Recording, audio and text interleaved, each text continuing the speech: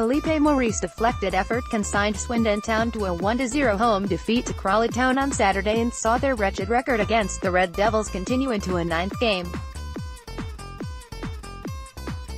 The last time Swindon beat Crawley was back in 2012 when Matt Ritchie, Tommy Miller and Rafa Vita goals helped Paolo Di Canio's men to a 3-0 success, but since then have gone 9 games without victory against the Sussex side.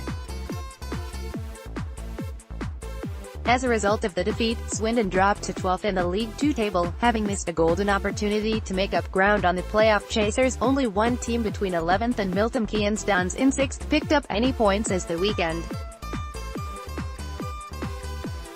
Ritchie Wellens' side find themselves 7 points off the playoffs with 16 games to play, although with 4 of the bottom 6 still to visit the Energy Check County ground, there is a still hope of an unlikely late charge into the top 7.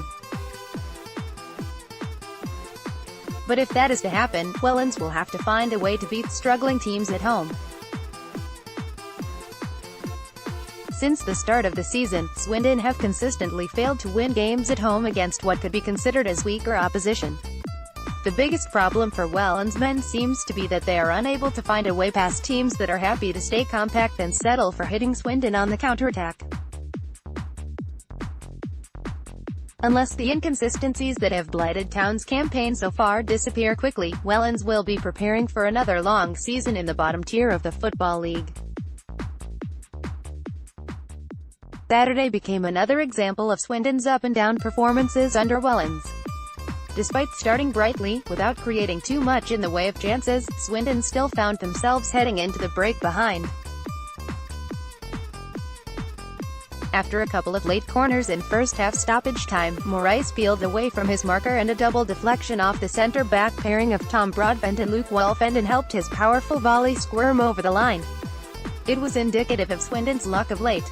Another unfortunate bounce led to an undeserving lead for Gabriele Chioffi's Crawley. Swindon would have taken some comfort from the fact that they had been in a similar position against Lincoln City 2 weeks before, fighting back from 2 goals down to take a point on that occasion. But this time the comeback did not appear, despite Swindon being awarded a stoppage-time penalty after a foul on Canis Carroll.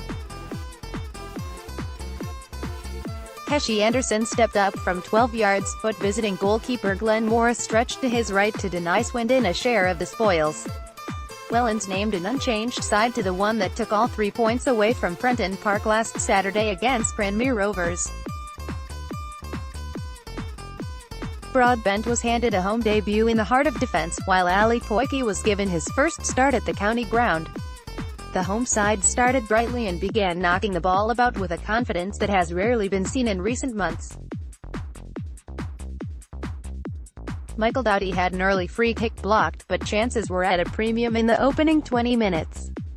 Swindon's next chance would also come from a free kick, although Jack McCourt's effort was far closer to putting the home side ahead, a fierce drive striking the base of Morris's left-hand post.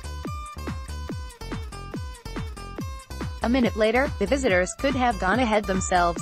A poor touch inside his own half from Broadbent gave Morais the opportunity to run at the Swindon defence. Luckily for the ex-Bristol Rovers man, Wolfenden was on hand to smother the danger. With the vast majority of the ball, yet very few chances to show for it, the Swindon faithful were beginning to grow restless until arranging Lawrence Vigouroux clearance found Kyan Woolery on the right. The forward's cross almost found Mark Richards in the middle, but for an excellent covering tackle from a visiting defender. 2 Crawley men entered the book prior to half-time, David Cissé and Panuch Kamara the offenders, before Swindon found themselves in a very similar position to the previous home match against Lincoln. Despite having the majority of the first half play, a failed clearance from a corner saw the ball fall to Morais, who smashed a shot on target, and it squirmed its way over the line to put Crawley ahead at the break. The frustration from the first half could not be tempered by the Swindon fans early in the second either, as Crawley came out still inspired by their first half smash and grab. Morais had a powerful drive blocked following a couple of early corners for the visitors. Crawley's main man was causing havoc for the Swindon backline, and after a wayward pass from Carroll, Morais sliced a shot well wide. It was midway through the second half until Swindon had a clear sight of Morais's goal. Woolery bundled his way through, and if not for another brilliant last-stitch tackle from the visiting defence, Swindon would have been level. Welland's men continued to pile on the pressure laid on. Substitute Ben House was left alone at a corner and with time to compose himself before shooting, but saw his weak effort blocked. Minutes later, following neat work on the touchline by House, Scott Twine was released inside the box but could not find enough curl on his effort to see it nestle in the corner. With added time having just been shown, Swindon were awarded a penalty after Carroll played a neat 1-2 with House before being felled inside the box. Unfortunately for Welland's men, Anderson was denied by a fine save down to his right by Morris, and Swindon drew a blank once again at home. Saturday's misfire in front of goal was the 10th time that Swindon have failed to score at home in all competitions this season, and goes some way to explaining why they have one of the bottom 5 worst home records in the league.